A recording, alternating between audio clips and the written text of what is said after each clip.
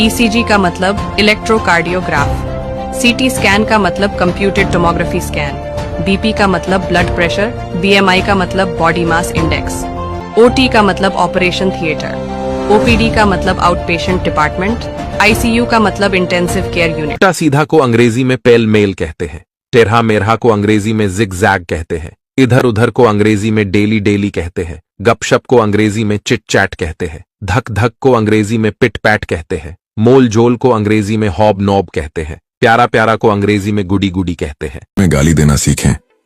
Watch your mouth, अपनी जुबान संभालो। डोंट मेस विथ मी, मुझसे पंगा मत लो। बैक ऑफ, पीछे हटो, चिल आउट, शांत हो जाओ, कट इट आउट, बंद करो ये बात, इनफ इज इनफ, अब बस करो।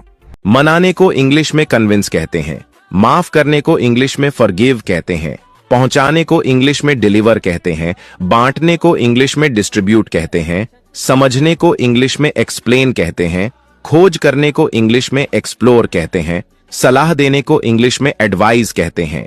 इंग्लिश में अपना परिचय देना सीखें। Hello, good morning sir. Thanks for the giving me opportunity to introduce myself. My name is Sakshi Sinha.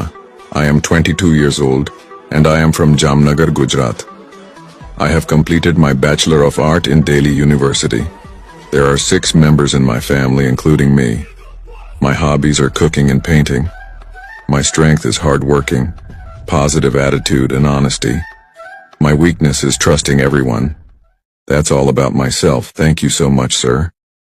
मन ही मन को इंग्लिश में इनवर्डली कहते हैं, पहले पहले को इनिशियली कहते हैं, थोड़ा थोड़ा करके को लिटिल बाय लिटिल, बार बार को ओवर एंड ओवर अगेन, आगे पीछे को बैक एंड फोर्थ, दूर दूर तक को फार एंड वाइड, झट से को इंस्टेंटली। मोच को इंग्लिश में स्प्रेन कहते हैं, सूजन को इंग्लिश में स्वेलिंग कहते हैं, घाव को इंग्लिश में गैश कहते हैं, जलन को इंग्लिश में इरिटेशन कहते हैं, खुजली को इंग्लिश में इचिंग कहते हैं। अगर कोई सॉरी बोले तो ऐसे जवाब दो, स्मार्ट लगोगे।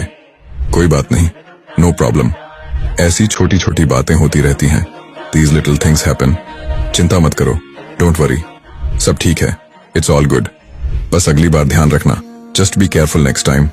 प्रसाद को इंग्लिश में ऑफरिंग कहते हैं, पुजारी को इंग्लिश में प्रीस्ट कहते हैं, भक्त को इंग्लिश में डिवोटी कहते हैं, देवता को इंग्लिश में डीटी कहते हैं, मूर्ति को इंग्लिश में आइडल कहते हैं, आस्था को इंग्लिश में फेथ कहते हैं। हैप्पी एनिवर्सरी बोलना बंद करें, सीखें कुछ नया। आज और हमेशा अपने प्यार का जश्न मनाएं, celebrating your love today and always. प्यार की यात्रा के 1 वर्ष के लिए बधाई। Congratulations on another year of love's journey. आने वाली कई वर्षों का प्यार और खुशियां हैं। Here's to many more years of love and happiness. एक अद्भुत जोड़ी को सालगिरह मुबारक। Happy anniversary to a wonderful couple. तुम्हारे दिल हमेशा एक होकर धड़कते रहे। May your hearts always beat as one. उस प्यार को सलाम जो बढ़ता ही जा रहा है। Cheers to the love that keeps on growing. अगर कोई सॉरी बोले तो ऐसे जवाब दो, स्मार्ट लगोगे। कोई बात नहीं, नो प्रॉब्लम। ऐसी छोटी छोटी बातें होती रहती हैं। These little things happen. चिंता मत करो, डोंट वरी, सब ठीक है, इट्स ऑल गुड। बस अगली बार ध्यान रखना, just be careful next time. ऐसे ही फ्री में इंग्लिश सीखने के लिए हमें फॉलो जरूर करें।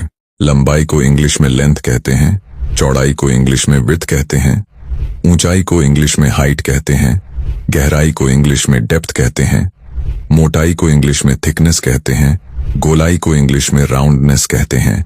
इसी प्रकार इंग्लिश सीखने के लिए फॉलो कर लीजिए।